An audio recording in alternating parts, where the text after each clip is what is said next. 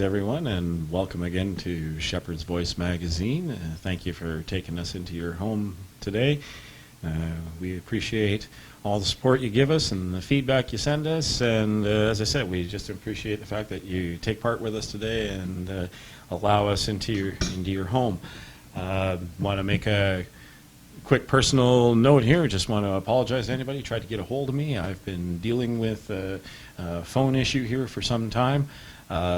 So if you've tried to get a hold of me and I haven't got back to you, it's not because I'm a bad guy, hopefully.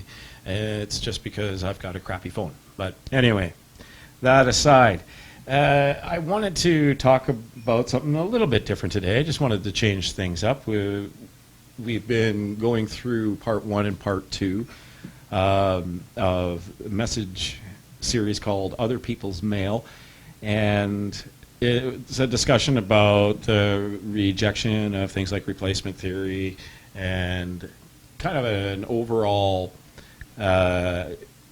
getting the feel of how to read Romans, the letter. But today I wanted to do something different because, you know, sometimes when we get going down a train of study and writing and that sort of thing, you can get kind of bogged down, and you know, we want to present the best possible messages we can here. So I have a tremendous amount written in that, but just kind of converting it over into message format isn't something that just happens, you know, boom, like that. This actually takes a little bit of time. So I wanted to put a little bit of a breather in that one, and we'll revisit that one in the upcoming weeks. I have part 3 rather, written and ready to go. But I wanted to talk today about something a little bit different. Wanted to take a look at one of my favorite passages that I like to go to, kind of a pet scripture, if you will. I really did enjoy the message that Jim brought last week about haste making waste, and how that is brought out, you know, borne out by the scriptures, you know. And we'll see how that kind of jumps up for us here in a little while, and some of the examples that I'm going to go to today. But the passage that I really like, and it's just, you know, one of a handful, obviously. It's a very short scripture, Proverbs 26 and verse 17.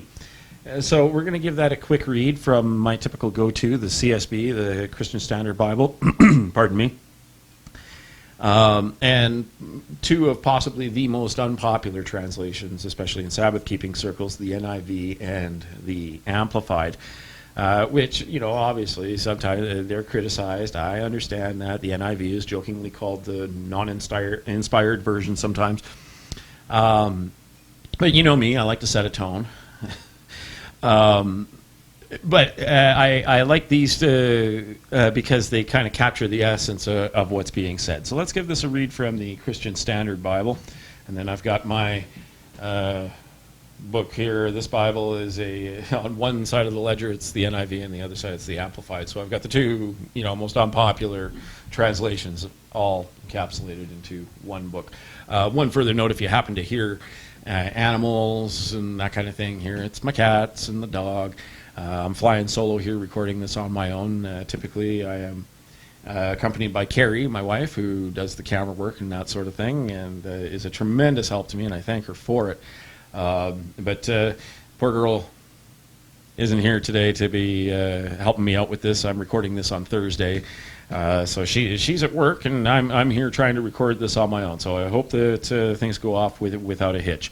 Anyway, that said, Proverbs 26 and verse 17, the Christian Standard Bible. You've probably read it already while I'm prattling on, but it says, "A person who is passing by and meddles in a quarrel that is not his is like one who grabs a dog by the ears." And I just love the language that's used here. The NIV writes it like this. It says, "Like one who grabs a stray dog by the ears is someone who rushes, haste." You know, there's that haste, rushes into a quarrel not their own. And reading from the Amplified, verse 17, in the classic edition of the Amplified Bible, it says, "He who passing by stops to meddle with strife that is none of his business is like one who takes a dog by the ears." And again, I like all of these because they capture the essence of what's being said. It's colorful and it's descriptive. Things that I like. Now, if you're going to go for a summary of what chapter 26 of Proverbs is all about, it's kind of broken into 3 sections. The first section refers to a fool numerous times, pointing to an individual who lacks godly wisdom. And that refers back to Proverbs 1 and verse 7. You don't have to turn there. Again, it's just a one-liner. I'll read it for you, but it's something that we're going to kind of harken back to as we go through this message today. It says, "The fear of the Lord is the beginning of knowledge. Fools despise wisdom and discipline." Okay, so it's talking about godly wisdom and godly discipline. And that fools, or a translation of the word fool actually comes off as sinner. So we have to be careful with that particular term. But that's what it's talking about, is that this type of individual despises godly wisdom and discipline. The second section of Proverbs 26 warns about and warns against being lazy. And we won't dive into all of that today, but I'm sure we can probably, without too much of a reach, get the idea of what a passage about, or a set of passages about being lazy would entail. And it's certainly something we could revisit at a later time. But then there's this third area, and that's kind of where we're going to circle today. But it not only warns about, but it condemns needless and avoidable and ultimately careless conflict and dishonesty. All right. And as it pertains to dishonesty and conflict and that sort of thing, it's in the section that we're kind of warned about people who might disguise their intent with words. And of course, sure, we've never run across that in our time, but certainly that is a part of the context for chapter 26, or a kind of a summary of what chapter 26 is about. And if we're going to look for some a summarization and kind of what the context is, and for the context of what we're going to talk about today, we'll note that Proverbs 26 and verses 17 through 28 really does indicate this shift in focus, moving away from laziness and into conflict. Okay, so it takes up a fairly sizable amount of the chapter. But it's talking about a particular type of conflict. You know, we're going to run into all kinds of conflict in our life, and some conflict is justified and some of it isn't. But this is the aforementioned avoidable kind. Stuff that doesn't belong to us, that isn't our problem, that we make our problem. This is what it's talking about. See, what we just read there in 26:17 is not the only time that Solomon went down this road of trying our best, writing about trying to do our best to avoid needless, self-invoked and self-imposed strife and conflict. All right? Along that line, if you go back to Proverbs 25, stuff you can read on your own, Solomon warns against prying into other people's arguments and that sort of thing, and talks about gossip and dishonesty, and how what we say does matter, especially when it comes to telling the truth, which is something that is obviously very important to us, I would hope. And I'll encourage you, you can read that chapter on your own. We might refer back to it as we trundle along. But with all of that said, and you might think, this is kind of a nutty thing coming out of this guy's face and into your living room. But I'll say it nevertheless, and it's that how and when we choose to speak greatly influences our involvement in a conflict. All right? Just a note on some new stuff that's going on in my personal life, where I work. There is a a labor negotiation going on, and in attending some of the meetings as they ratify various deals, you see the various pockets and factions of people jumping up and making a big, production out of various aspects of meetings like that. And you see these solidarity movements and, where these loyalties and that bubble up to the surface, and they're really, really counterproductive. They really are. And you see a lot of people who really get turned upside down about things that not only are maybe aspects of a particular deal, say, that have really very little to do with them. They really don't affect them, yet in some sort of solidarity motion, they go ahead and involve themselves in more tumult. And you see a room very quickly become inflamed. And the only thing that I would say, trying not to come out on either side of one side of the table or the other in this conversation here that I'm having with you, but just as a observation, as one that comes at it from a Christian perspective, one thing you don't see in the room is a lot of godliness, and you don't see a lot of reliance on Jesus Christ, and you don't see anything more than a lot of reliance on rhetoric and people's reputations and this sort of thing. I mean, we can only imagine, I'm sure, if we let our minds go, how these things bubble up and become something when, in most instances, they really amount to not very much. Yet people can get very, very worked up. And this is something that we need to avoid. And this is something that Solomon was talking about in these instances, where he's talking about avoiding needless conflict. So, if you bear with me, what does Proverbs 26:17 mean? Okay, we just read what it says there. A person passing by and meddles in a quarrel not his own is like one who grabs a dog by the ears. It's unwise to get involved in someone else's dispute without an important reason to do so. I guess would be the Cliff Note version of it.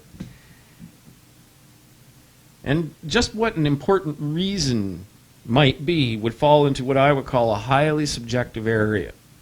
So what I would say to that is this: use godly wisdom and common sense to gain clarity when or if an event like that arises for you. Okay? Use godly wisdom and common sense to gain clarity when or if an event like that arises for you. And that means being kind of keyed into maybe what the Holy Spirit is telling us, what direction we're being pushed in. We need to sometimes dial ourselves in a little bit more.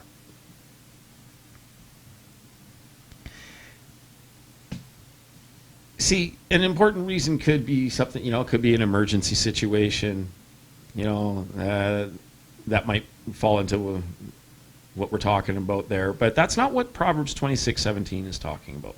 Not that kind of conflict. He's comparing the unwise prying into an argument to grabbing a dog by the ears. And why would that be significant? I have a near 70-pound Rottweiler Shepherd Cross, and I've owned this dog for a good number of years, and we get along great. But I would not grab him by the ears. I would imagine that this is an unpleasant thing for a dog, and it's unpleasant for a dog that's in a home, that is a pet, that is a part of one's family, so to speak. But that's not what it was talking about here when this was written back in ancient Israel, because it was not at all customary for folks to keep dogs as pets. Certainly not the way we keep dogs in our homes. I know my dog has his own, Titan is his name. He has his own blanket and everything. Everything's just set up. So for him, he has his own, obviously his own bowl for his food and his water and so forth. That's not the kind of dog that we're talking about here. These are not any lap dogs, just a passing, herd of chihuahuas. This is not what it's talking about. In the world we're reading about, dogs in general were typically wild and aggressive, not friendly, not, man's best friend. That's not what it's talking about here. I live in a relatively large city. I'm in Calgary. We're a city of over 1 million people. So in terms of wild canines, I see the occasional coyote, but outside of that, or the odd yard jumper, most dogs are definitely pets, to be sure. Packs of wandering wild dogs aren't part of my day, as I'm sure they're not part of yours. But in ancient Israel, though, what we're talking about here, no one with a lick of sense to begin with was going to go and antagonize or otherwise provoke a wild dog. So this is the comparison that is being made. Similarly, a person with godly common sense, as we looked at in Proverbs 1:7, will avoid intruding into conflicts, especially ones that they don't have to insert themselves into. And I do talk about this a little bit because of some of the inquiries that get made of us here at Shepherd's Voice, and I'm sure people just talking amongst themselves anyway, has to do a lot with what's going on geopolitically and in the Middle East at this time, and we have to pick our battles pretty strategically, I would say, and it's not a good thing to just go running off with whatever a trend is bubbling along on Facebook, no matter how well articulated the point might be coming out of someone who is trying to make you take up one side or the other. We have to be wise as Christians and be able to kind of stand back and take the 10,000-foot view, so to speak.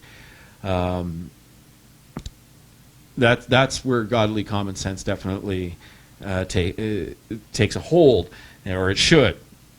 You see, because if any of us have found ourselves, and I'm sure we all have, in the middle or perhaps on one end or the other of these kinds of situations, where there's this conflict going on that might not be our own, then we know that the consequences of either watching somebody who dives into a conflict that isn't theirs, or ourselves having made that stumbling mistake, ourselves, and gone ahead and involved ourselves in something that isn't our problem, so to speak.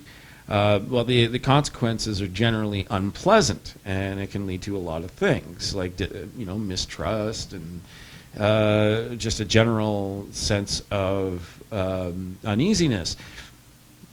So we can read of the warning against hastily testifying against others in Proverbs 25:8. And again, that's something that you can read on your own. But the upshot of that is that if you hurry someone off to court hastily, there's good likelihood that during whatever discovery is taking place in the court, you, the plaintiff, if you're the plaintiff, well, you might have some indiscretions or crime even come to light. And the damage from that kind of thing can be long-lasting. And that kind of relates to a bit to what Jim was talking about last week in his message, haste makes waste. We don't want to hastily, because it says one who rushes, one who passes by and rushes into a conflict not his own. That's kind of thematic to what Solomon's talking about. Don't rush someone into court, and don't rush into a conflict that doesn't have anything to do with you. And as I say, it's because the damage can be long-lasting, and not just in a physical sense, but in a spiritual sense as well, I'm sure, because when these bits of negativity get to take a hold in us and we, kind of act on them, it saps away bits and pieces of our spirituality if we let it, and we don't want to go down that road. It's a lesson in wisely taking the appropriate time to consider the situation before pulling the trigger on something like full-on litigation, say. And I think there the lesson is that you may well win a battle, but ultimately lose the war. And again, this is not a tremendous position to find ourselves in, because we can end up expending a lot of spiritual energy and a lot of physical energy even on something that really doesn't have a lot of upside to it at the other end of it. So relating these principles to personal matters, hopefully we can see that we need to be extremely cautious when it pertains to other people's affairs and goings on. All right? Because, as I said, I'm sure we've all felt the effects of it when things don't go our way in those kinds of situations. And it's not a reach, then, to say that what we're reading suggests that needless conflict is not only best avoided, which is full truth, full stop, but also not instigated. Okay? And that's a tough one too, because we do find ourselves sometimes confronted with individuals that really do want to push a particular agenda on you for whatever reason. Okay? And we have to be prepared for that. So there are those who will want to instigate this kind of thing, and we don't want to take part in that, from that angle especially. And again, I want to emphasize the fact that it's not that becoming involved in someone else's issue or dispute is 100% wrong, full stop. As I said before, in the event of, say, abuse or some such emergency, or, you know, in other words, there has to be an honorable need for our involvement that arises, that puts us there. And in there, proceeding isn't a problem. You know, when godly intent is at the core, and that kind of clarity is brought to bear, that's not the problem. There are going to be heated disagreements, and heaven knows we've all seen the kind of divisions and so forth that can take place even in the body of belief. What's condemned here is described with the word that we are familiar with, okay, and that's to meddle, meddling. Meddle, great album by Pink Floyd, not a good thing to do in practice, okay? Meddling is an interference and an inappropriate intrusion. And when we're talking about someone else's affairs, inappropriate intrusions and interference are a big-time negative. And it's obviously something that should be avoided at all cost. The Hebrew phrase that escapes me at the moment, and like a real genius, I didn't bother to write it down. You can look it up yourself. I'm sure you'll find it. I found it, and if I can, you can. But it includes the term, when it's talking about meddling, it's talking about referring to crossing a boundary, okay, or crossing a border illegally. That's what it's talking about. That's meddling. And the way we can look at it, if we're thinking about it in English, is we don't want to choose to cross into conflict. That's the context of the phrase. And I'm, like I said, I'm sure you'll find it. And I apologize that I don't have it here readily. But we don't want to cross into conflict. Okay? That's the basic point of this phrase against meddling. You don't want to meddle. And this, I would hope, I pray, is a godly principle that we would try to live by in any event. All right? So just to kind of round out the message somewhat, we could look at some other scriptures that note the importance of other principles that are akin to this. They're kind of related. They're cousin principles, let's call it that. That hopefully would help our outlook, and if it helps our outlook, then it helps our behavior and our actions. And ultimately, that is what we're trying to do. We're trying to change our behavior and our actions from something blech to something decent and something good, right? And that's what the point of a message like this is supposed to be, is to kind of encourage us to act within these godly principles, all right? Because when we have one godly principle, we can safely add more. There's no rule against adding more. So let's look at a couple. And we'll even go to the New Testament for it. Let's talk about peacemaking. Romans 12 and verse 18. It says, if possible, we've read this. I know I've read this to you a million times. If possible, as far as it depends on who? You. The individual. Okay? The one who can make the determination if something is worth getting involved in and getting all twisted up in, or if it's something that is to be avoided. As far as it depends on you, live at full war and acrimony, gouging each other's eyes out at all times and at all cost.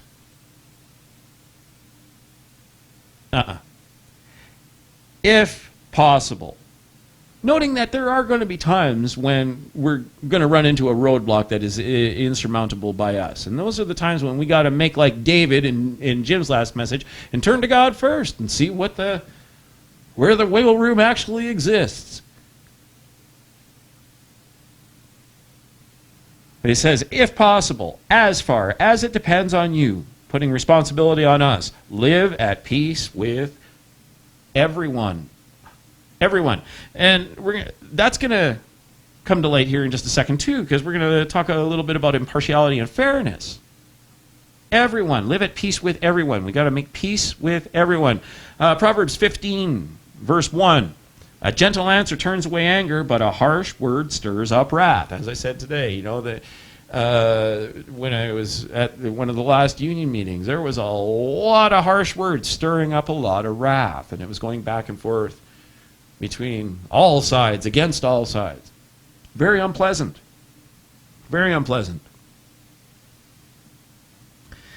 As I said, I know we've looked at those passages previously, but they speak to the responsibility that we bear in terms of the wisdom we incorporate when verbally involved in discourse with our fellow man in general, whether they be part of the body of belief and faith or if they do not.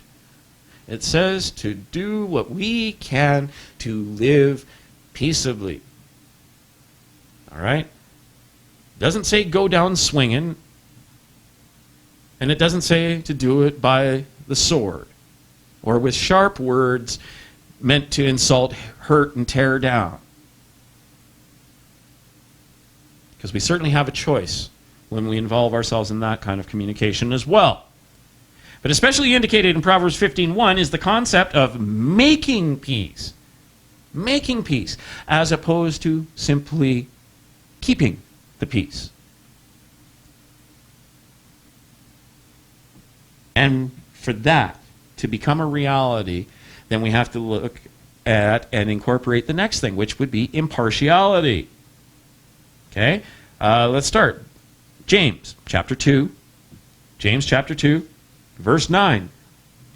Says, if, however, you show favoritism, you commit sin and are convicted by the law as transgressors. Showing favoritism. Here we see that indicated as a no-no. Let's go all the way back to Proverbs 17. Proverbs 17.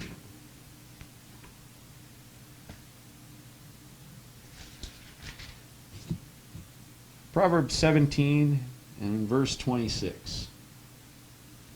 Yeah, I have that written down right. Proverbs 17 verse 26 says, it is certainly not good to fine an innocent person or to beat a noble for his honesty. So you might note that this is similar to fairness, and we're going to look at that next. But the point of these two passages is that when we are in a position of having to apply judgment, It's absolutely imperative that we don't show partiality, especially partiality that is based on appearance or stature, and I mean stature in whatever social strata you might be thinking about. Okay? Verse 26 of Proverbs 17 is interesting because it even comes to the defense of what is written a noble. A noble. Okay? See, very often, and it's a real trend right now, identity politics can enter the picture. And what I mean by this is just because someone is in a position that might otherwise be one that people love to hate, such as this noble as it's written, or perhaps, an unpopular individual. I've fallen into that category, unpopular. But it doesn't mean that they're incapable of honesty, purely based on the position in society they happen to inhabit. So the correlation between the truthful noble and the innocent person being punished unduly is to highlight that a just approach is not just favorable, but required. And this stands in opposition to, the avoidable conflict, not just being warned against to avoid, but to not instigate. Certainly don't be the one to start the fire. Terrible song by Billy Joel. Also a terrible thing to do here.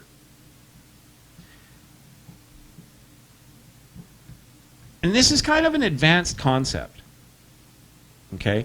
And it's an advanced concept that's key to godly wisdom, like we noted in Proverbs 1:7 from way back at the beginning of our message today. Being able to kind of have the will and the strength and the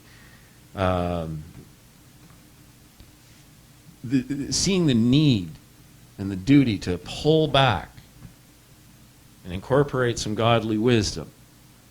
This is not an easy thing. And I'm not trying to sit here and preach it at you like it is. This is actually a very advanced concept, and we need to respect that for sure. So next, of course, is fairness. And it is, as I said, kind of related to impartiality. I have 3 verses in Proverbs 18, verses 5, verse 13, and verse 17. And I'll just read them sequentially. Proverbs 18:5 said, "It is not good to show partiality to the guilty, denying an innocent person justice." And verse 13 says, "The one who gives an answer before he listens, well, this is foolishness and disgrace for him." And verse 17, dropping down there, says, "The first to state his case seems right until another comes along and cross-examines him." There's always more details. There's always more to the story, right? See, the wisdom in these examples here would appear to be self-evident. And I suppose we could assume that about a lot of what we learn from the pages of our Bibles. But we know, and I'm sure God knows, that in spite of all of that, we tend to go the other direction. Oddly and sadly enough, we tend to go the opposite direction. And especially, as I said, these days when we see the stresses of the world overflowing into the media and into our heads and so forth. And this is why we got to kind of be on our guard. So this is just a short message about some godly principles that I think it's good to review from time to time. I don't ever want us to lose focus on what we might deem the basics, because it's those basics that are, going to be some of the most valuable spiritual tools that we can carry around with us. If we're going to carry around anything, carry around your spiritual tools, not the baggage. Not the baggage of conflicts that aren't ours. Not the baggage of instigating problems and, rushing things off into court, as Proverbs 25 talks about. But hopefully you feel the same way, and I believe it to be a blessing that we dial in on some of these basics from time to time. I hope you feel the same way. Because it's easy to get into huge intricacies of spiritual learning, and we can really bog down. And sometimes it is good to focus on some of the more basic concepts periodically. It's just how it is. We need to strengthen ourselves that way. Elite athletes never stop doing the core exercises, running and so forth, and paying attention to cardio and that sort of thing. The basics are always there. Professional boxers still skip rope. Seems very, rudimentary maybe. But these are the foundations that we need to build our spiritual existence on, and this relationship that we're trying to have with God, and that God is trying to have with us. I mean, we really have to focus on that. He gave up his son so that we could do just that. He raised him back to life so that we have that inspiration, knowing that death itself can be overcome. Because there's no end to the controversies that we could spend all kinds of energy on, be they political or socially or religiously driven. There's no end to it. But we have to ask ourselves, which ones actually involve us? Does this actually involve me? Better asked, which ones are contentions wherein, if we were to be involved, are we going to be of any godly or spiritual benefit, to ourselves or anybody else involved if we stick ourselves in the middle of it? All right?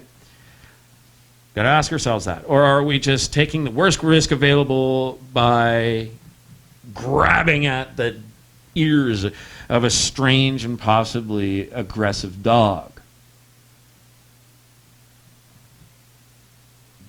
There's that colorful language jumping off the page at us. And with that, I am on my last page. I am out of pages, so I am going to shut her down for today. I just wanted this to be more of a message of review and just something to kind of look at and chew on and maybe reflect on ourselves and some of the situations we find ourselves in, and perhaps we could do better. And to do better, we do that with God's help, and turning to our Savior, Jesus Christ. Because he involved himself voluntarily in our lives, and that's the life we want to involve ourselves in voluntarily. Is what God is driving at and what Jesus Christ is driving at. That's for us. That's where our energy needs to be. So, with that, I will sign off for now. Thank you again for joining with us today. Enjoy bringing these messages to you. We'd like to hear back from you. We've been getting a little bit of feedback lately, and we do enjoy it immensely. We thank you for it. And give us the thumbs up or the thumbs down, whichever one hits you. Hopefully this message was a thumbs up for you. Hit the bell icon so you can be notified whenever these messages go up. Brethren, happy Sabbath, and we'll see you next time on Shepherd's Voice Magazine.